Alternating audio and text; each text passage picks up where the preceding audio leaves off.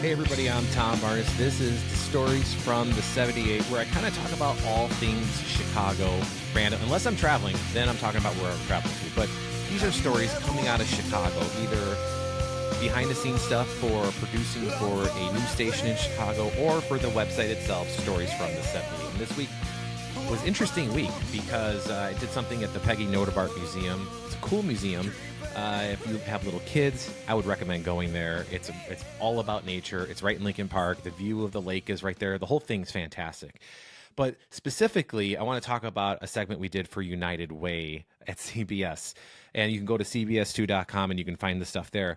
But we went all morning from 6:15 through 4:15, nonstop, all day long, going from school to school in Homewood, Shepherd High School, all the way out in Yorkville, that high school, picking up food donations and donating them to United Way for the April Food Day that our very own Ryan Baker over at CBS2 was the MC of.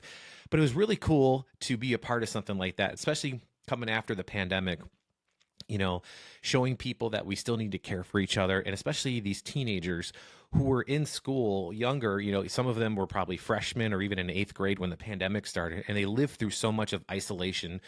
To see them running around, donating getting the food from the food drives they had at each of these schools, loading up the trolley that we had. It was a lot of fun. It really was. And seeing, like, we had the Lincoln Way East football team, the offensive line, I should be more specific.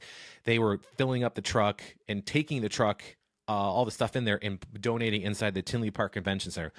That was a great time and a great way to just, see part of the city that you don't see on the south side. I grew up down there. I don't spend a lot of time down there anymore, except when I go see my parents. So to drive over from Homewood, Flossmoor to Chicago Heights to Yorkville to Tinley Park to Palos Heights, the whole thing, a lot of fun.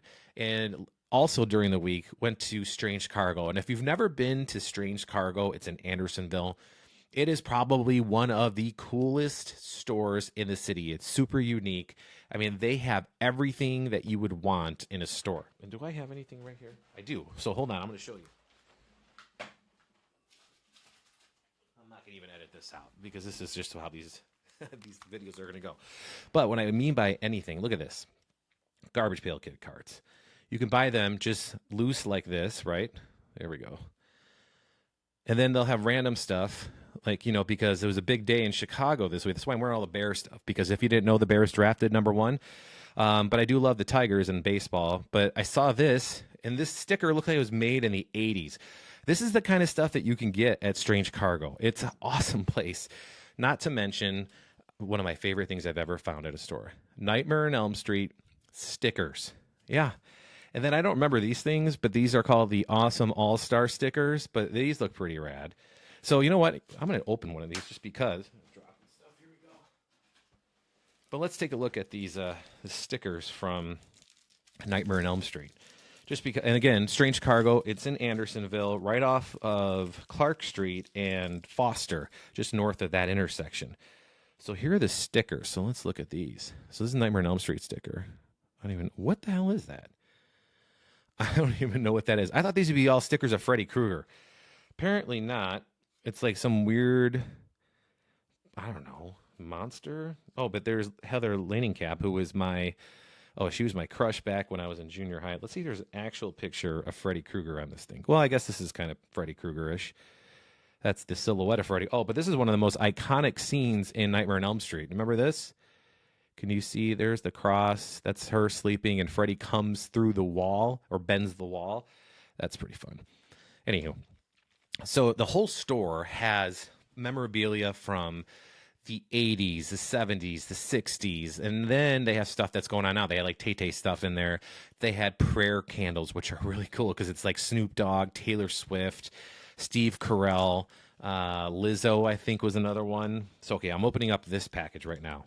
So this package is the awesome all-star monster things. Anyway, I'm opening it up. And so for folks who are listening to us, I'm sorry. You can't see what I'm doing. But if you go over to the YouTube channel, look at there's a gum in here. Should I try the gum? Oh, yeah, it's like paper. It's not good. It's not good. So this is Glenn on the Glob. Oh, these are kind of fun. Check these out. So I didn't even know. I don't remember. I think I vague. This is like reminds me of like Mad Balls. You remember Mad Balls back in the day? Look at this. Here we go. Then there's that. So there's just things like this. But anyhow, you could also get Chicago specific T-shirts with just the city flag on it. I had a pair of softball shirts I wore for years, and it's the white ones with the city flag on both sides. That's what you can get at Strange Cargo. An amazing spot in the city. I highly recommend going there. Jay and Sheldon, great guys that they run the store, and they kept it through the pandemic and the whole thing. And that's some of the stuff that I did for CBS to round out the entire week. We went to C2E2, walked around that at McCormick Place, and it was a lot of fun. But some of the stuff I wanted to talk about a little behind the scenes. So for Stories from the 78 this week, I posted a story about the manager of The Replacement. His name is Peter Jesperson, and he's got an incredible story about how he's from Minneapolis, grew up there, worked at a record store, wanted to be an on-air DJ, but didn't like the fact that he had people telling him what music to play. And nobody likes that. I hate that. I want to play what I want to play. That's why XRT is probably the best station in town, because they have a little bit of that still about what radio should be. In my opinion, the DJs, you hire DJs to play music, they should play the music they like in, within the context and confines of the radio station, right? It doesn't really happen anymore. That's how it used to be like back in the day. But he talks about that. Then he talks about working at this legendary record store in Minneapolis. And we just go into depth, a really great conversation about it. I highly recommend, if you want to hear about a person that started off in the music business from the Midwest all the way to Hollywood and working with some of the biggest stars in music in his entire career. But I mean, he discovered the band The Replacements after he started Twin Tone Records. He signed this band, and they were a nobody band back then and a nobody record label, right? Back in the day, coming out of Minneapolis, it wasn't LA, it wasn't New York. And he got the band signed. They won, I think it was like the third or fourth record where they really started getting noticed. But he goes into depth about the band and how good they were. He talks specifically about a show in New York City at CBGB's and how they played there, and they were terrible because they were drunk off their ass and they couldn't play. They were terrible. And the following week, they were playing at another venue in New York. And he said that that was the week that they became like the band that everybody loved, because they were, for the most part, sober. It took it seriously. Not that they did before. I think they were just enjoying it. They were indulging in being at CBGB's and what that means. But he goes into this story about this show specifically, just how awesome it was, how palpable it was, and how they were signed by a major record deal at the show. That's the story, and that is on the website, storiesfromthe78.com. And it's just, I'm looking at it right now. From discovering The Replacements to Soul Asylum, Peter Jesperson reflects on his life. And the book, I think I got it right here. Let's see. Did I? Wait a minute. Oh, here it is. Hold on. This is all not rehearsed, clearly, but here we go. So this is the book. Oh, pardon me. So the Euphoric Recall, Peter Jesperson. I interviewed him I loved it. It was one of my favorite interviews. So I'll just hold it up here for another second. I highly recommend to pick this book up because the stories he had were fantastic. And he was a road manager for REM. So he tells the story in our interview about him going on stage at Shea Stadium, and REM's opening up for the Police. And he was so overcome by emotion about making it. You know, the first thing he did, what does a good Midwestern boy do when they do something great? They call their mother. And that's what he did. And I love that story. So there's stuff like that. I went to a place called Flight Club, not like, play on words of a Fight Club, but it's darts, but it's a cool place. It's downtown right off of Wacker Drive in like Dearborn-ish. Great view of the river, but it's like a London place in the middle of Chicago. And the food is really good. They have like a whole brunch thing happening right now, and that's why we went there. And the darts it's not like your dad's dart game in the backyard, or when you go into a dive bar, and it's just a dart board with like 3 missing darts. It's not that. There's a little computer, and you can walk through the games, and it'll explain you the games in like 3 steps. And it's actually really fun. And my wife is she's really good at bar games. So that's a whole other podcast, I'm sure. But she's good at pool and darts, but I ended up kicking her butt in the dart game. But Flight Club, that's also on the website. But perhaps, and I got to give out shout out to my friend Laura Petrasky is how I know her now. She's Laura P. Neary. But she wrote an article. She's written a couple of articles for me on stories from the 78. And she wrote one about the Old Town School of Folks record store or record sale day that they do. And it benefits the organization. So she wrote a fantastic story. It's up on the site as well. So I would definitely take a look at that. But outside of that, there's one, and it never gets old talking to the folks that run the 13th floor and my guy Brian over there. He right now is getting ready for the halfway to Halloween at the old Joliet prison. And if you've never been to the old Joliet prison, it's really, that's where they filmed the Blues Brothers. There's a couple other things that have been filmed through there throughout the years, but the Blues Brothers is a huge scene. And it was and is a very cool experience to go through the prison. And it's like on the other side. So it's not technically in prison proper for some of it, but some of it is. It's a very cool experience because it's a little bit of a history lesson, and there's a haunted house in it. And it's May. Why are we doing haunted houses in May? Because it's halfway to Halloween.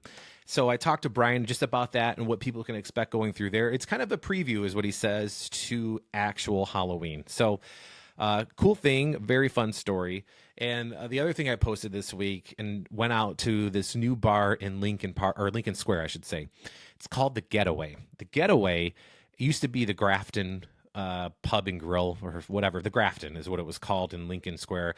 And, you know, by all accounts and purposes, a legendary spot in Lincoln Square. Closed. It was an Irish bar, an old school Irish place, right?